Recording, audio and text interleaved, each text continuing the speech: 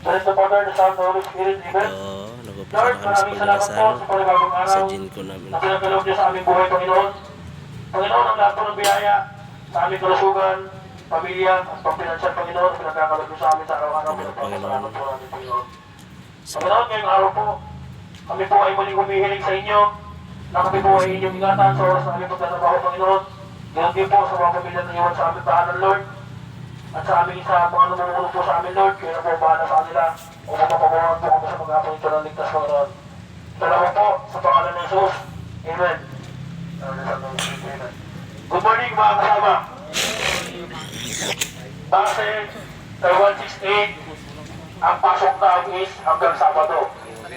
So, 23. Tama? 23, babalik tayo ng 26. Yung mga makakabalik. No? So, mga gustong bumalik ng 26, may pasok naman. Pero yung sa iba naman na uwi ng probinsya, depende na sa inyo kung ano man pag-uusapan nyo kay ano. Kay 168, no? Pangalawa, yung mga nagko-concern dyan sa mga kaltasan na yan, ipunin nyo lahat ng resibo nyo, no? I-ano nyo mamaya sa timekeeper. Pag-usapan nyo na lang ng maayos, kung saan naman magkaroon pa tayo ng tampuhan, no? Usually, bawal talaga yan. Nangyayari na yan. No? Baka dumating sa punto na hindi nagagamit ng gamit ng tao, dahil matatakot para kaltasan. No? Pag walang gamit, mas matagal yung trabaho. No? Mga kasama, sana naiintindihan din nila yun. No? Magkano lang sahod natin bilang manggagawa. Tama?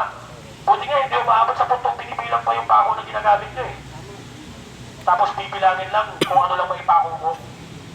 Tapos ikakaltas sa'yo kung 11 yung dala mo, may nawala kang isa, ikakaltas sa'yo isa. No, mga kasama. Kami mga safety, nasa manggagawa kami. No, tandaan nyo yan, basta nasa tama yung ginagawa nyo. Pagdating sa laban, nandiyan kami, no? Pag may ano kayo, tanong kayo sa batas, magtanong kayo sa akin. Madali natin i-relay yan. No? Pag-uusapan natin.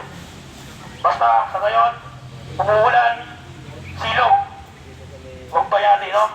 Tandaan nyo, wala tayong gamot na stock dito. Pag malakas ang ulan o umaambon, hindi na kaya, sumilong kayo. No? Iingatan nyo lang yung kalusugan ninyo, mga kasama. Sa site, bago mag-start, antayin yung permit. Hey, pastor, no? Wala mo na magtatrabaho kung wala pa kayong format sa permit. Yung mga gusto na pumunta ng site, pwede na muna kayo mag-inis habang nag-aantay ng permit, no? Pero wala muna kami makikitang gumagawa dyan. No, mga kasama. Pangatlo, papaalala ko ulit sa inyo yung medical law, January. Yung mga gustong bumalik, medical NPI vaccine. Makakapasok kayo sa gate na yan pag may dala na kayo. Yung iba dyan, may ID na. Yun lang po yung papapasukin namin sa January. The rest, yung iba, na walang dala, pasensyahan na lang po tayo, no? January na kami mag-i-start yan. ID system na tayo, no? Tapos yung mga bagong papasok, mabibigyan na rin ng gate pass, good for 2 weeks, no? Para dun sa mga bagong papasok. Pero yung mga nandito, na may record na, January, kailangan nyo na magdala. No? Tandaan nyo, ha? Baka mamaya pumunta kayo ng gate, tapos makikiusap kayo sa amin, hindi na po pwede ang pakiusapan dito, mga kasama. Talagang naghihigpit na ako kami pagdating ng January, no? Kasi hindi na nasusunod. No? Mag-ingat kayo maghapon. Yun lang po yung sa akin. Magandang umaga.